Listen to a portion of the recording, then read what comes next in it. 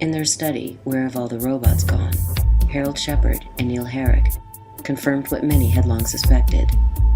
People trapped in an unrewarding work life were not only more likely to be dissatisfied, but were also more likely to suffer from low self-esteem, a feeling of helplessness, alienation, and to be plagued by a variety of mental disorders.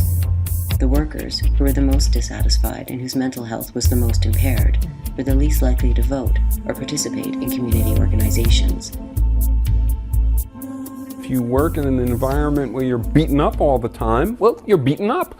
Moreover, if you work in an environment that is so fragmented, that so robs you of dignity and so robs you of the expression of your own capacities, then they'll be diminished. You'll be deadened. You'll be bored. You will be reduced in your potentials, and you are not too likely to take initiative in other domains either. This is why Taylorism is pursued. This is why fragmenting of work is pursued. It weakens the workers, not just on the job, but in their communities too, which is what you want to do so that they don't take more of the income from themselves, thus reducing profits for the elites.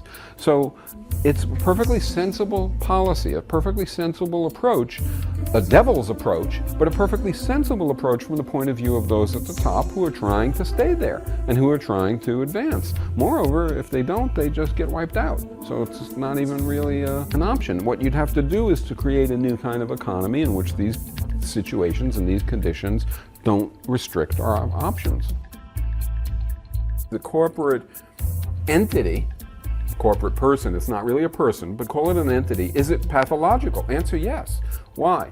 Because it drives toward profit regardless of the broader implications. It doesn't matter if your drive toward profit induces pain and suffering, promotes, generates black lung disease in a mine, or pollutes the environment, or literally destroys the society. Doesn't matter.